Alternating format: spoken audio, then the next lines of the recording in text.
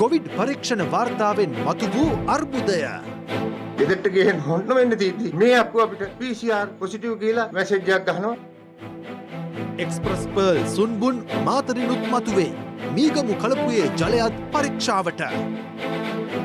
සංචරණ සීමා මැද කළ හොර මත්පැන් ජාවාරම වැටලූ CIA මෙහෙයුම. සුළඟින් පැතිර යන විකෘති කොවිඩ් ප්‍රභේදයක් වියට්නාමයෙන්. අද දිනේ තවත් කොවිඩ් ආසාදිතයන් 2849ක් මෙරටින් හඳුනා ගනු ලැබුවා. මෙරට කොවිඩ් මරණ 1405ක් දක්වා ඉහළ ගොස් ඇති අතර ඉන් 50%කට වැඩි සංඛ්‍යාවක් සිදුව ඇත්තේ මෙම මාසය තුලයි. මේ අතර මෙරට පාර්ලිමේන්තුව නියෝජනය කළ ප්‍රථම භික්ෂුන් වහන්සේ වන පූජ්‍ය බද්දේගම සමිත හිමියන්ද කොවිඩ් ආසාදිතව ප්‍රතිකාර ලබමින් සිටියදී අදාළියම අපවත් වුණා. දවසේ පුවත මහනුවර දිස්ත්‍රික්කයේ COVID-19 මර්ධන එන්නත් කරන වැඩසටහන අද කුණ්ඩසාලේ ප්‍රාදේශීය ලේකම් කොට්ටාශය කේන්ද්‍ර කරගනිමින් ආරම්භ කෙරුණා. ඒ අනුව අද සිට මහනුවර දිස්ත්‍රික්කයේ කොවිඩ් අවදානම් ප්‍රදේශවල ජනතාවට රුසියාවේ නිෂ්පාදිත ස්පුට්නික් V එන්නත ලබා දීමට නියමිතයි. දෙවන මාත්‍රාව සම්බන්ධව මේ වෙනකොට සාකච්ඡා වෙමින් පවතිනවා. මහාචාර්ය නිලිකා ඒ වගේම මේ සම්බන්ධව තාක්ෂණික කමිටුව මේ දෙවන එක අවශ්‍යද කියන එකත් මේ වෙනකොට සාකච්ඡා වෙමින් යනවා. මොකද මේ පළවෙනි එකෙන්ම ප්‍රතිශක්තිකරණය ඉතාමත්ම ඉහළ මට්ටමක තිබෙන බවයි සඳහන් වෙන්නේ. මට තිබෙන ආරංචිය අනුව ස්පුට්නික් එක මාස 6ක් යනකම් බලංගු බවක් තියෙනවා කියන එකයි මම හරියටම දන්නේ නැහැ. මගේ ආරංචිය හරියට. ඉතින් මේ ඔක්කොම තා සංකීර්ණ තත්ත්වයක් තියෙන මේක බොහොම ලේසියෙන් දිගෑරෙන දෙයක් නෙමෙයි. ඊට අමතරව යාපනයේ සහ රත්නපුර දිස්ත්‍රික්කයන්හිද අද කොවිඩ් මර්ධන එන්නත් ලබා දීම ආරම්භ වුණා. ඕගොල්ලෝ මේ වෙනකොට රෝගිය වැළඳිලා සති 4ක් ගිහිල්ලා නැත්නම් ඒගොල්ලෝ එන්නත ලබන්න සුදුසු නැහැ. එන්නත ලබා ගැනීමට වැඩිය එන්නතෙන් ඇතිවන අනිත් දේවල් ගැන විශේෂයෙන් සැලකිලිමත් විය යුතුයි.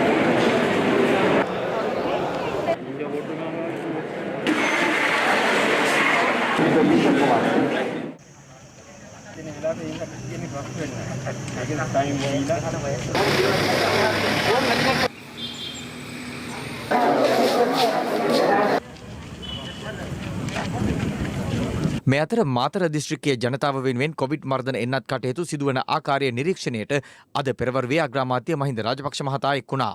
මාතර වැල්ලමඩම මහින්ද රාජපක්ෂ විද්‍යාලයේ එන්නත් කරන ක්‍රියාවලිය නිරීක්ෂණය කළ අග්‍රාමාත්‍යවරයා ජනතාව අපහසුතාවට පත් නොවන ආකාරයෙන් එන්නත් කරන වැඩපිළිවෙල ක්‍රියාවට නංවන ලෙස බලධාරීන් උපදෙස් දී තිබෙනවා. ඊයේ මෙන්ම අද දිනේත් එන්නත් ලබා ගැනීම සඳහා නාරාහෙන්පිට අභයාරාමයට විශාල පිරිසක් පැමිණ සිටි අතර ඇතැමුන් චෝදනා කළේ තෝරාගත් පිරිස් සඳහා පමණක් එන්නත් කරන සිදු කරන බවයි.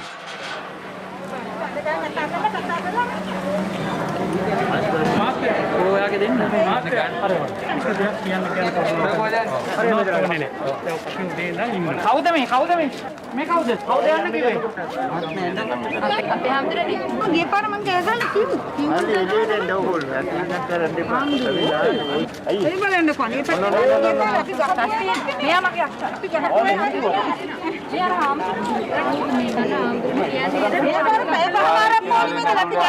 අපිට බලන්න.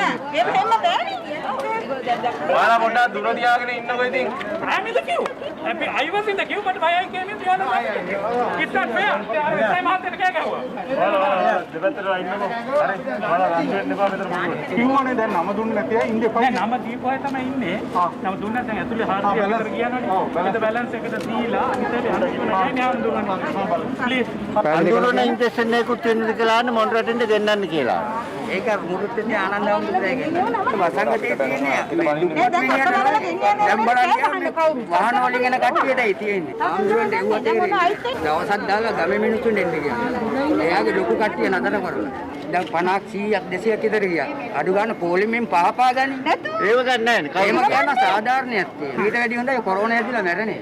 ඇස්ට්‍රාසෙනිකා දෙවන එන්නත දැනට අපසතුව තිබෙන්නේ වකුගඩු රෝගීන් සහ පිළිකා රෝගීන් සඳහා පමණයි. ඊයේ අභයාරාමයේ සිද්ධ වෙච්ච සිද්ධිය සෞඛ්‍ය අමාත්‍යාංශයේ මැදිහත් වීමකින් හෝ සෞඛ්‍ය අමාත්‍යාංශයේ අනුදැනුමකින් තොරව සිදුවීම. මේ කොවිඩ් රෝගය මර්ධනය කරන්න සෙනග එකතු වීම විශාල වශයෙන් බලපාන නිසා හවස 5:00ට පමණ යම්කිසි එන්නත් ප්‍රමාණයක් අපට නිකුත් කිරීමට සිද්ධ වුණා. මේ નિયમિત ක්‍රමවේදයෙන් බැහැරව එන්නත් කරන ක්‍රියාවලිය සිදු කිරීමට දැනට කටයුතු කිරීම අපි අමාත්‍යංශයක් විදියට ප්‍රතික්ෂේප කරනවා. මේ අතර කඩින් කඩ ලැබෙන අවම එන්නත් ප්‍රමාණය බලය යොදා ගනිමින් දැහැගන්නා පිරිසක් ආණ්ඩුව තුළ නිර්මාණය වී ඇති බවට විපක්ෂ නායක සජිත් ප්‍රේමදාස මහතා පවසනවා. නිවේදනයක් නිකුත් කරමින් ඔහු පෙන්වා දෙන්නේ ලෝක සෞඛ්‍ය සංවිධානයට ලබා දුන් පොරොන්දු ප්‍රකාරව ජනගහනයෙන් 10%කට ප්‍රමාණවත් එන්නත් ලැබෙන විට අවුරුදු 60ට වැඩි පුද්ගලයන්ට එන්නත් ලබා දීමේ සැලැස්ම අමුමුවේ උල්ලංඝනය වී ඇති බවයි. කොරෝනාව ගරානාවක් කරගත් වැක්සින් දේශපාලනය නතර කරන ලෙස ඉල්ලා සිටින විපක්ෂ නායකවරයා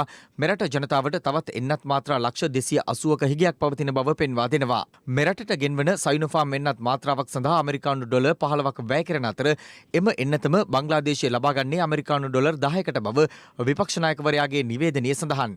ඒ අනුව එන්නත් මිලියන 14ක් ආනයනයට කැබිනට් අනුමැතියද ලබාගෙන ඇති බව පෙන්වා දෙන විපක්ෂ නායකවරයා පවසන්නේ ඒ සඳහා ඇමරිකානු ඩොලර් මිලියන 210ක් එවත් රුපියල් මිලියන 42420ක් පමණ වැය වන බවයි.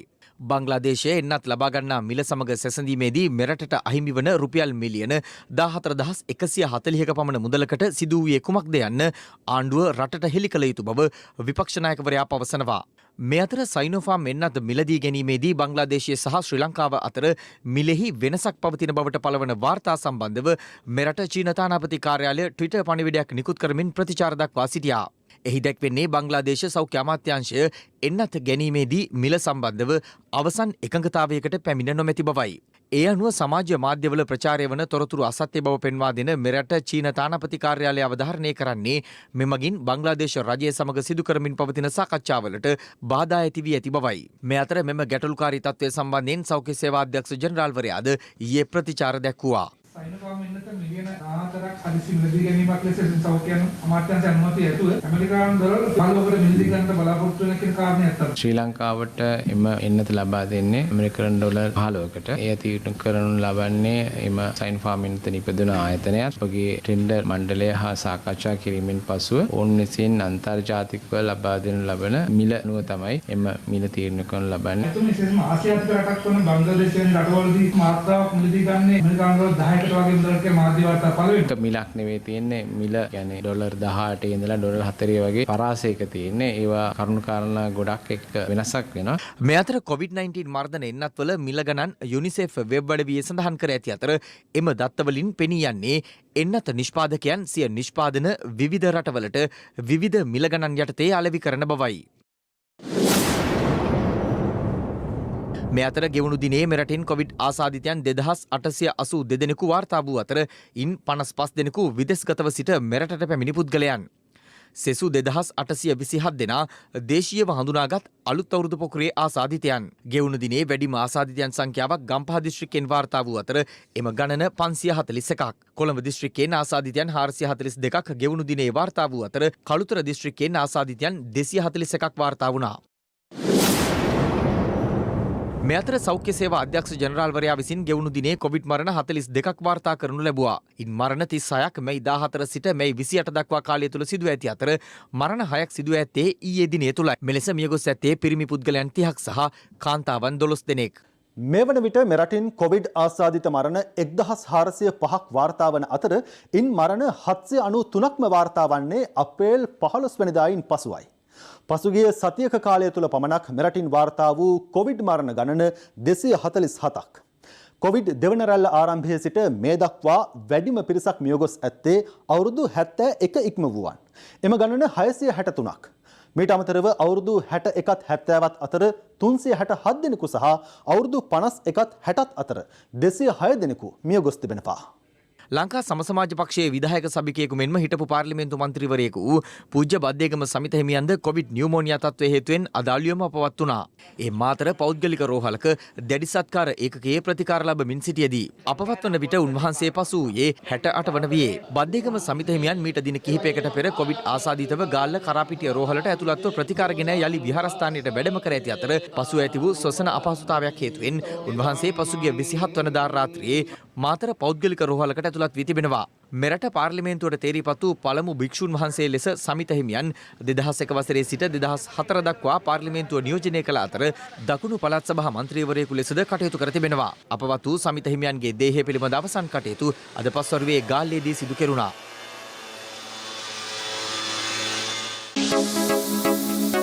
දවසේ පුවත කොළඹ ජාතික රෝහලේදී මියගිය කාන්තාවකට කොවිඩ් වැළඳී නොමැති බව පවසා අවසන් කටයුතු සඳහා දේහය ඥාතීන්ට බාර දීමෙන් පසු කොවිඩ් ආසාදිත බවට යලි වාර්තාවක් නිකුත් කිරීම මගින් ජාතික රෝහල වගකීම් විරහිතව කටයුතු කර ඇති බවට මියගිය කාන්තාවගේ ඥාතීන් චෝදනා කළා. ඔවුන් පවසන්නේ මේ හේතුවෙන් තමන් ඇතුළු තවත් පාර්ශව රැසක් දැඩි අපහසුතාවට පත්ව ඇති බවයි.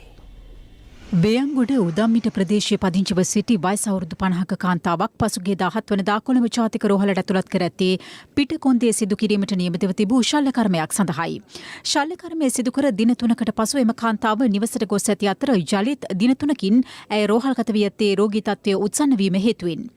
දැඩි සත්කාර ඒකකයට ඇතුළත් කිරීමෙන් පසු ඇය පසුගිය 27 වනදා මිය යන අතර රෝහල් බලධාරීන් ඊයේ දිනේ දේහය ඥාතීන්ට බහර ගන්නා ලෙස දන්වා තිබෙනවා. පිරිතාලේ පොලිසියෙන් කෝල් එකක් ආවා. රෑ 8:00 විතර. හෙට උදේ බොඩිය ගන්න එන්න PCR රිපෝට් ඔක්කොම හරි කියලා බොඩිය දුන්නා අපි. දීලා අපි මල්ශාලාවෙන් ගෙනහිල්ලා අල්ලි වීදම් කරලා අන්දලා ගෙදරට ගෙහෙන්න හොන්න වෙන්න තීත්ති. මේ අක්කු අපිට PCR පොසිටිව් කියලා මැසේජ් එකක් ගහනවා. මල්ශාලාකාරයා ආයි රස්සාව කරන්න කොහොමද? ඇයි ස්පිරිතාල වල ඒ වගේ අවදානම් වැඩ කරන්නේ? වලවල් කපලා ඒවට වීදම් කරලා එම්බාම් කරලා ඒවට සල්ලි වීදම් කරලා. ඇයි අපි අසරණ කරන්නේ? භූමදානය කරන්න තමයි ස්පිරිතාලෙන් අවසරය දීලා තියෙන්නේ. දැන් ඒගොල්ලෝ ගෙනහිල්ලා ආදාහනය කරන්නයි තමයි හදන්නේ. මේ සම්බන්ධයෙන් පවුලේ ඥාතීන් ප්‍රදේශයේ මහජන සෞඛ්‍ය පරීක්ෂකවරයා දුරකථනයේ ඔස්සේ සම්බන්ධ කරගෙන කරුණු විමසීමක් කළා. හලෝ පීඑච් මහත්තයා. උදම්මිට මලගෙදරින් කතා කරන්නේ. බොඩි එක අපිට ගන්න බැරිද? පොසිටිව් වුණාට පස්සේ අපිට දෙන්න බෑ මට. අපිට නෙගටිව් කියන මහත්තයා මල්ශාලාවට එනකන් ගෙනාවේ. ඔයා මට වහන්න එපා. මම දෙන්න තියන්නේ නෙවෙයි නේ. කොහොමද ඔයා තර්ක කරන්න ගිහිල්ලා මේ ජෙනරල් හොස්පිටල් එකේ ගිහිල්ලා මේ ડોක්ටර්ස්ලා එක්ක. පසුව ජාතික රෝහලේ වෛද්‍යවරයෙකුද අදාළ මරණය සම්බන්ධයෙන් දුරකථනයට මෙලෙස ප්‍රතිචාර දැක්වුවා. ડોක්ටර් මේ අපි මේ උදම්මිටින් කතා කරන්නේ. අක්කගේ බොඩි එක මල්ශාලාවට ගෙනල්ලා තියෙන්නේ. කොරෝනා පොසිටිව් කියලා රිපෝට් එකක් ඇවිල්ලා තියෙනවා. කොහොමද එහෙම වෙන්නේ? එහෙම වෙන්නේ ඉතින් මේ පුළුවන් හැකියාවක් තියෙනවා. පළවෙනි රිපෝට් එක නෙගටිව් වෙනද තමයි දීලා තියෙන්නේ. ICU එකෙන් තව එකක් අරන් තියෙනවා. ටිකට් එකේ ඒක නැතුව කොහොමද බොඩි එක රිලීස් කළේ? වාස්තුවෙන් තමයි අහන්න ඕනේ. මල්ශාලාවටත් කොරෝනා හැදෙනව නෙහෙම වුණාම. වෙන්න පුළුවන් හැකියාව තියෙනවා. හොස්පිටල් එකේ මේ ඩිපියුටි ඩිරෙක්ටර් එකෙන් ඉන්ෆෝම් කරා. අදාළ මෘතදේහය අවසන් කටයුතු සඳහා සූදානම් කිරීමට රැගෙන ගොස් ඇත්තේ නිට්ටඹුව ප්‍රදේශයේ පිහිටි මල්ශාලාවක් එතයි. එම්බාම් කරලා ඔක්කොම බොඩි එක සකස් කරලා ඉවරයි. දැන් එමයි මේ PHI මහත්තයා ඇවිල්ලා කිව්වේ මේ ගෙනියන්න එපා ගෙදරට මේ PCR රිපෝට් එක පොසිටිව් වෙලා තියෙනවා. අපි තාම තියාගෙන ඉන්නවා. PCR පොසිටිව් වෙච්ච බොඩිය සාමාන්‍යයෙන් කවදාවත් මල්ශාලාවකට ගන්න විදියක් නැහැ නේ. ඇත්තටම අපිත් අපහසුතාවයට පත් වෙලා ඉන්නේ. PHI මහත්තයා කියලා තියෙන මෙම සිද්ධිය සම්බන්ධයෙන් කොළඹ ජාතික රෝහලේ හදිසි මරණ පරීක්ෂක නීතිඥ ඉරේෂා සමරවීර මහත්මිය පැවසුවේ මෙවැන්නක්. 2021 5/29 දින තමයි මෙම කාන්තාව සම්බන්ධයෙන් මරණ පරීක්ෂණයක් ඉල්ලලා මට ඇයගේ ඇඳ හිතපත් වාර්තාව මා වෙත එවන්නේ. බෙට්ටිකට් එකට අනුව ඇය මිය ගිහිල්ලා තිබෙන 2021 5/27 වෙනිදා. මිය ගියාට පසුත් ඇයගේ PCR පරීක්ෂණයක් කරලා තිබුණා. 2021 5/28 දින ඒකේ වාර්තාව බෙට්ටිකට් එකට අමුණලා තිබුණා. කොවිඩ් නැහැ කියලා මට වාර්තාව ලැබිලා තිබුණ නිසා දේහය සාමාන්‍ය මృత ශරීරයක් නිදහස් කරන ආකාරයට ගැටලුවකින් තොරව නිදහස් කරා. පසුව මට දැනගන්නට ලැබුණා කොවිඩ් පොසිටිව් කියලා නැවත PCR වාර්තාවක් පිළිබඳව. ඒ පිළිබඳව මම අදාළ අංශ වෙත ඉතින් දැනුම් දුන්නා. අප මේ සම්බන්ධයෙන් කොළඹ ජාතික රෝහලේ අධ්‍යක්ෂ වෛද්‍ය WK වික්‍රමසිංහ මහතාගෙන්ද විමසා සිටි අතර ඔහු සඳහන් කළේ ඊට අදාළ ක්‍රියාමාර්ග මේ වන විට ගනිමින් සිටින බවයි. වසංගත රෝගී තත්ත්වයක් උත්සන්න වැති බකබානුවක ජනතාවගේ සෞඛ්‍ය සම්පන්න ජීවිතය සඳහා වගකිව යුතු මෙරට ප්‍රමුඛතම රෝහල ලෙස සැලකෙන කොළඹ ජාතික රෝහල මෙලෙස වගකීම් විරහිතව කටයුතු කිරීම කෙතරම් උචිතද? දහස් ගණන් මිනිස් ජීවිත උකසට තබමින් මෙලෙස වගකීම් පැහැර හරින්නන් පිළිබඳ බලධාරීන් කඩිනම් ක්‍රියාමාර්ග ගැනීමට කටයුතු කරන්නේ කවදාද?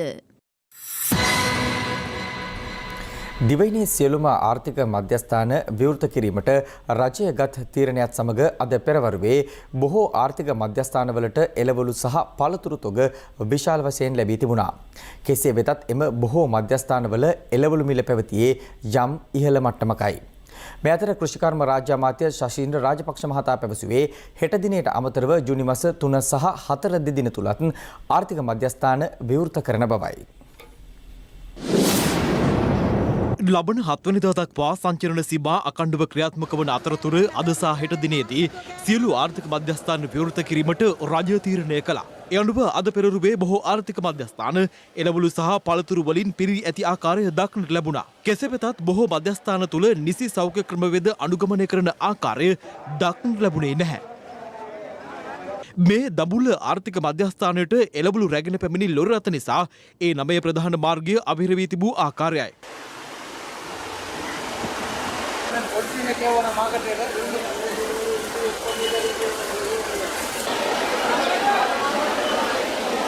මේ හේතුවෙන් එහි කලබලකාරී තත්ත්වයක්ද මත වුණා.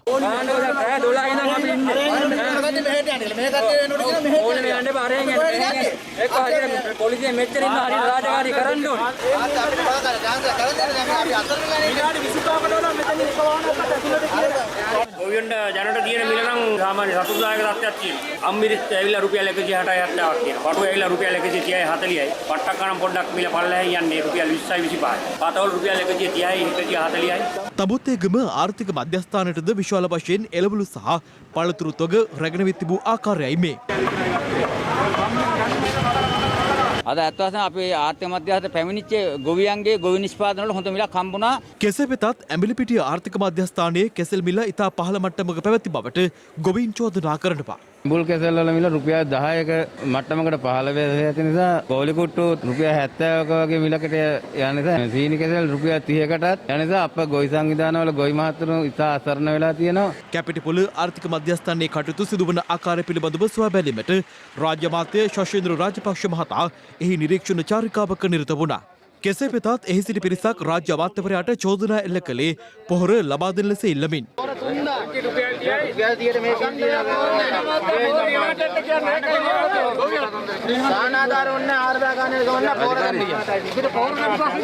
අපි අවසරය ලබාගත්තා අද 30 සහ හෙට දවසේ 31 වෙනිදා මේ විදිහට ආර්ථික මධ්‍යස්ථාන විවෘත කරනවා වගේම 3 වෙනිදා සහ 4 වෙනිදාත් මේ ආකාරයටම මේ කටයුත්ත සිද්ධ කරන්න. පෑලියගොඩ මැනින් වෙළඳපොළටද හිඟයකින් තොරව එළවලු සහ පළතුරු තොග ලැබී තිබූ අතර මැනින් පොදු වෙළඳ සමිතිය ප්‍රකාශ කළේ ඊයේ එළවලු තොග නැවත හරවා යවූ බවට පැතිර ගිය ප්‍රකාශය සම්පූර්ණයෙන් අසත්‍යයක් බවයි. ඊයේ දිනේදී යම්කිසි කඩාකප්පල්කාරී පිරිසක් මාධ්‍ය නිවේදනයක් නිකුත් කරනු ලැබුවා. ඊයේ දිනේදී මැනින් වෙළඳපොළට කිසි ලොරි ප්‍රමාණයක් වෙළඳපොළට පැමිණිලා නැවත හරවා යවුවා කියලා. එහෙම ලොරි හරවා යැවීමක් ඊයේ කිසිදු ලොරියක් පැමිණෙන්නේ නැහැ. පාරිභෝගික මහතුන් පැමිණියෙත් නැහැ. වෙළඳ මහතුන් පැමිණියෙත් නැහැ. පෑලියගොඩ මත්ස්‍ය වෙළඳපොලේ අද පැවති තත්ත්වයයි මේ. අද දිනේත් හෙට දිනේත් ආර්ථික මධ්‍යස්ථාන වෙත පැමිණෙන වාහනවලට භාණ්ඩ රැගෙන යන වාහනවලට ආර්ථික මධ්‍යස්ථානවලට භාණ්ඩ රැගෙන විත් හිස්ව යන වාහනවලට බාධාවකින් තොරව ගමන් කිරීමට අවස්ථාව ලබා දෙන ලෙස දිවයිනේ සියලුම පොලිස් ස්ථාන වෙත පොලිස් මූලස්ථානයේ මගින් දැනුම් දී තිබෙනවා. මම ඊයේ මාළු අරගෙන මෙහෙන් ගියා. කැලණිය පාලමුඩ මාව හැරෙව්වා. මම ඇයි කියලා. මේක දාලා තියෙන කඩු වලට මාළු කරන්න කඩු වල මාළු ගන්නකෝ. මං ගොස්සේ කඩු වල මාළු නෑ. යනවාට මෙහෙ යන්න බෑකෝ හරවන්න කිව්වා. මං හරවලා එහෙම අනිත් පැත්තෙන් ගියා. ඉතින් මෙහෙන් පාස් එක දෙන්න තින්නේ ඕන කෙනෙකුට එන්න කියලානේ. පොලිසිය එක විදියක් කියනවා මෙහෙන් එක විදියක් කියනවා. ආර්ථික මධ්‍යස්ථානවලට එළවලු තොග විශාල ප්‍රමාණයක් ලැබී තිබුණද ඒවාහි මිල පැවතියේ ඉහළ අගයකයි. ඇතැම් එළවලු වර්ගවල මිල ආර්ථික මධ්‍යස්ථාන කිහිපයකදී දැක්වුණේ එකිනෙකට වෙනස් ආකාරයටයි. ජංගම වෙළඳුන් ප්‍රකාශ කළේ මේ හේතුවෙන් පාරිභෝගිකයින්ට වැඩි මිලකට එළවලු අලෙවි කිරීමට සිදුවන බවයි. බඩු මිල ගණන් ඒ බඩු මිලට අරන් ගිහලා ගමේ අපිට ජංගම වෙළඳාම කරන්න අපහසුයි. එතකොට අපිට දීලා තියෙන පර්මිට් කැන්සල් කරනවා. ඉහලින් අපිට එච්චර දෙන එනවා. මොකද වැඩි මිලට බඩු විකුණනවා කියලා. මිල අධික ලෙස පොඩ්ඩක් විකුණනවා කට්ටිය. ඒක මිල වැඩි. මිල වැඩි පොඩ්ඩක්. මිල කොහොමද දැන් මේ දවස්වල? මිල හොඳටම වැඩි වෙලා තියෙනවා මාත්. ඒක අරන් ගිහලා මිනිසුන්ට දෙනකොට ඒගොල්ලෝ කියනවා මොනවා කරන්නේ? මෙතන සෙනඟ ටික දැක්කම මේවා ඉන්න වෙළඳ මහත්තුරු 50ට දෙන්න තියෙනවා නම් 200 කියනවා. එතකොට අපිට මේව ගන්න බැහැ. එතකොට මිනිස්සු හිතන්නේ අපි කළුකඩකාරයෝ කියලා. මේ අතර බලපත්‍ර ලබාගත් ජංගම වෙළඳුන් සිය වෙළඳාම් කටයුතු සිදු කරන ආකාරය දිවිනේ ස්ථාන කිහිපයකදීම දැක ගැනීමට හැකි වුණා. කරගන්න බෑ අපිට. අර අවශ්‍ය මිනිස්සයා ආවිලා ග්‍රෑන් 100 තමයි අරයි යන්නේ දැන්. මේ අතර වැඩි මිලට එළවලු විකුණන බවට ලද පැමිණිල්ලකට අනුව පාරිභෝගික කටයුතු පිළිබඳ අධිකාරිය නිලධාරීන් වේයන්ගොඩ ආර්ථික මධ්‍යස්ථානය තුළ වැටලීමක් සිදු කළා.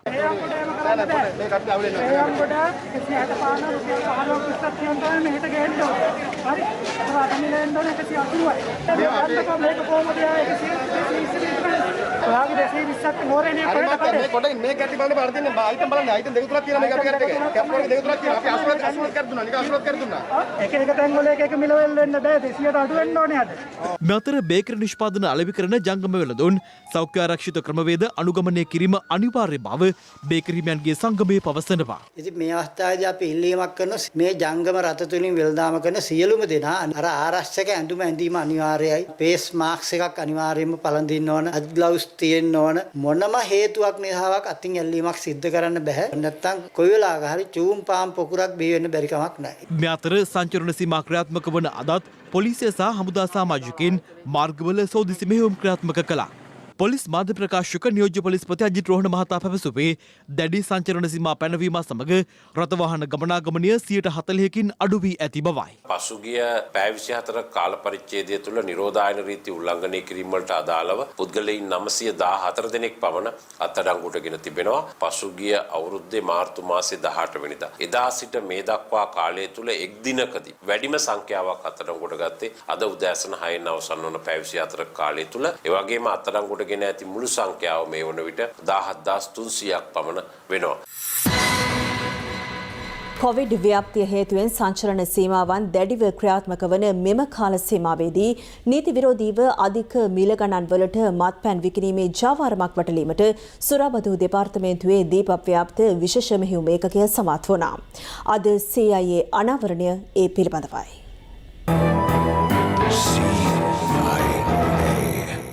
දැඩි සංචරණ සීමා පනවා ඇති මෙම කාල සීමාව තුළ කැකිරාව ඉහළගම ප්‍රදේශයේ සිල්ලර වෙළඳ සැලක හොර රහසේ මත්පැන් ගබඩාවක් පාත්වාගෙන යන බවට සුරාබදු දෙපාර්තමේන්තුවේ දීප ව්‍යාප්ත විශේෂ මෙහෙයුම් ඒකකයට තොරතුරු ලැබී තිබුණා. පසුව අදාළ ස්ථානය වැටලීම සඳහා සුරාබදු නිලධාරීන් හා හිරු CIA කණ්ඩායම සැලසුමක් සකස් කළේ එම තොරතුරු අනුවයි. ලැබුණු තොරතුරු අනුව වෙළඳ සැලේ ඇතැයි පැවසුණු රහසිගත මත්පැන් ගබඩාව සෙවීමට නිලධාරීන් කටයුතු කළේ මෙලෙසින්. කිසිවෙකුටත් සැක නොසිතන අයුරින් සිල්ලර වෙළඳ සැලේ සූක්ෂම මත්පැන් සඟවා තිබුණු ස්ථානය සොයාගැනුනේ පැය 2කමාරකට අධික කාලයක් තිස්සේ දැරූ දැඩි පරිශ්‍රමයකින් අනතුරුවයි.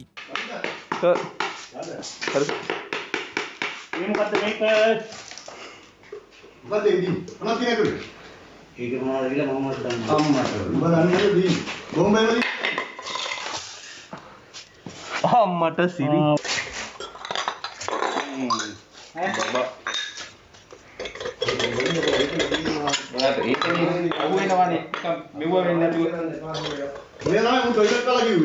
තවදුරටත් සිදු කළ පරීක්ෂා කිරීමේදී අනාවරණය වුණේ කාල භාගය හා මිලිලීටර 750 මත්පැන් බෝතල් සඳහා තවත් ස්ථානවල රහසිගත කවුළු සකසා තිබූ බවයි.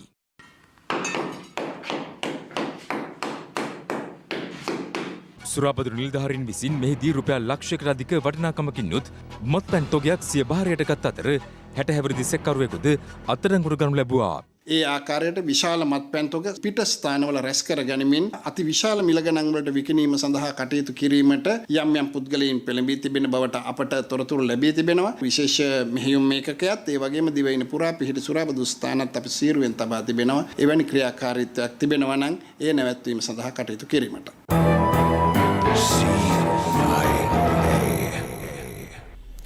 වාතය හරහා සීග්‍රයෙන් ව්‍යාප්ත වන COVID-19 වෛරසයේ නව විකෘති ප්‍රභේදයක් වියට්නාමයෙන් සොයාගෙන තිබෙනවා.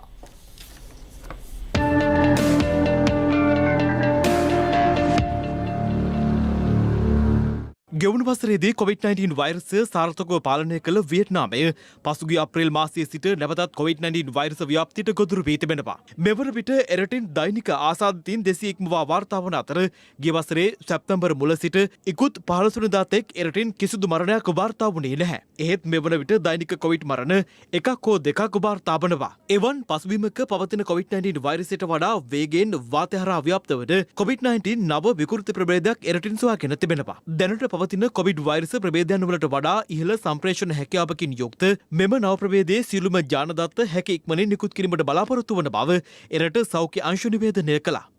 විදේශ මාධ්‍ය වාර්තා කළේ මෙම නව ප්‍රභේදය ඉන්දියාවෙන් සහ බ්‍රිතාන්‍යයෙන් සොයාගෙනු ද්විත්ව විකෘති ප්‍රභේදයන්හි එකතුවක් බවයි. කෙසේ වෙතත් ලෝක සෞඛ්‍ය සංවිධානය තවමත් වියට්නාමයෙන් සොයාගැනුණු නව විකෘති ප්‍රභේදය සම්බන්ධයෙන් අදහස් ප්‍රකාශ කර නැහැ. මේ අතර පවතින කොවිඩ් සීමාවන් යටතේ එංගලන්තයේ උත්සව පැවැත්වීම අමුත්තන් 30 දෙනෙකුට සීමා කර ඇති පසුබිමක බ්‍රිතාන්‍ය අගමැති බොරිස් ජොන්සන් තම පෙම්වතිය සමග රහසිගත උත්සවයක් පවත්වමින් විවාහ වී ඇති බවට විදේශ මාධ්‍ය වාර්තා කරනවා. කෙසේ වෙතත් ඩවුනින් වීදියේ පිහිටි අග්‍රාමාත්‍ය කාර්යාලය මේ පිළිබඳව අදහස් දැක්වීම ප්‍රතික්ෂේප කර තිබෙනවා. අගමැති බොරිස් ජොන්සන් 2019 වසරේ සිට තම පෙම්වති වූ කේරි සිමන්ට් සමග එකට ජීවත්ව ඇති අතර පසුගිය වසරේ අප්‍රේල් මාසයේ ඔවුන්ට දව පුතෙකුද උපත ලැබුවා. මේ අතර COVID-19 ශීඝ්‍ර ව්‍යාප්තිය හේතුවෙන් ඕස්ට්‍රේලියාවට පනවා තිබූ සංචරණ සීමාවලින් අනතුරුව ප්‍රථම වරට ඕස්ට්‍රේලියානු අගමැති ස්කොට් මොරිසන් නවසීලන්තය බලා සංචාරක නිරත වී තිබෙනවා. එහිදී නවසීලන්ත අගමැතිනිය සහ ස්කොට් මොරිසන් කොවිඩ් නීති නොතකමින් සුහදත්වය බෙදාගත් ආකාරය විදෙස් මාධ්‍ය මෙලෙස වාර්තා කර තිබුණා. අසල්වැසි ඉන්දියාව COVID-19 වෛරසින් දැඩිව පීඩාවට පත්ව සිටින අවධියක එරටට බලපෑ ඇති අයහපත් කාලගුණ තත්වයෙන් කොවිඩ් රෝහල්වල ප්‍රතිකාර ලබමින් සිටින රෝගීන් දැඩි අපහසුතාවයන්ට පත්ව සිටිනවා. එරට සෞඛ්‍ය අංශ නිවේදනය කළේ ගංවතුර තත්වයේ පාලනය නොකළහොත් ඒ ආශ්‍රිතව කොවිඩ් වෛරසය පැතිරීමේ අවධානමක් පවතින බවයි. මේ අතර කොවිඩ් ආසාදිතව මියගිය රෝගියෙකුගේ මෘතදේහයක් ගඟට විසි කිරීමට ගත් උත්සාහයක් පිළිබඳව විදෙස් මාධ්‍ය මෙලෙස වාර්තා කර තිබෙනවා.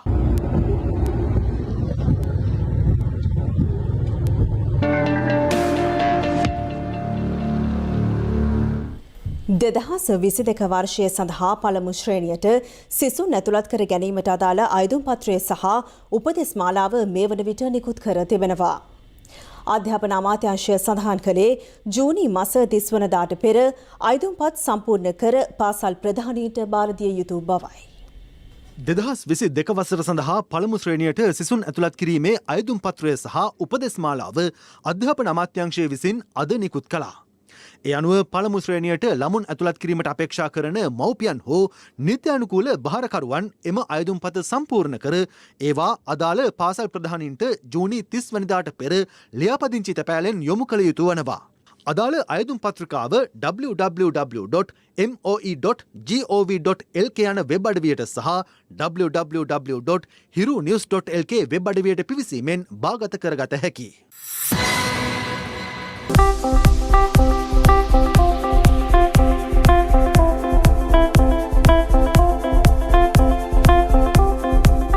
ලීව ආයුෂ් කහ සබන් සඳක් වගේ බබලන පිවිතුරු සමකට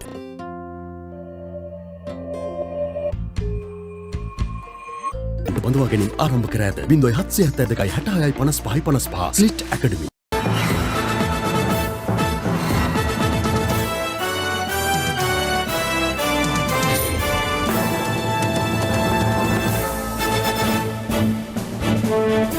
එක්ස්ප්‍රස් පර්ල් නෞකාවේ ගිනි ගැනීම සහ එහි වත්මන් තත්ත්වය පිළිබඳ සාකච්ඡා කිරීමට නාවික හමුදාපතිවරයා සහ සමුද්‍රීය පරිසර ආරක්ෂණ අධිකාරියේ නිලධාරීන් අද නීතිපතිවරයා හමු වුණා.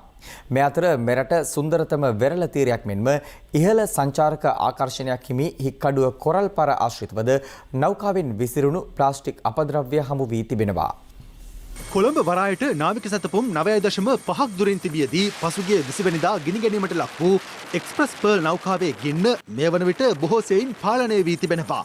මේ වන විට ඉන් නිකුත් වන්නේ සුදු දුමාරයක්.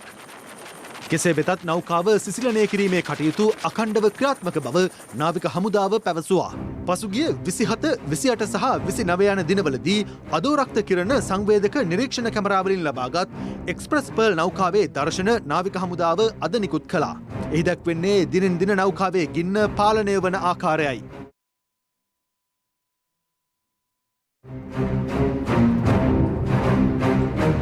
මේ අතර නාරා ආයතනයේ විද්‍යාඥයන් විසින් මීගමුව කලපුවේ ජල තත්ත්වය පරීක්ෂා කිරීමේ ක්‍රියාවලියක අද නිරත වුණා. මීගමු කලපුවේදී සිදු කරන ජල තත්ත්ව පරීක්ෂාවේදී අපි ස්ථානීය පරීක්ෂාවන් යටතේ ජලයේ උෂ්ණත්වය, ජලයේ pH අගය, එතකොට ජලයේ බොරතාවය, ජලයේ ලවණතාවය, ඒ වගේ විවිධ පාරාමිතීන් කිහිපයක් එම ස්ථානයන්හිදීම පරීක්ෂා සිදු කරනු ලබනවා.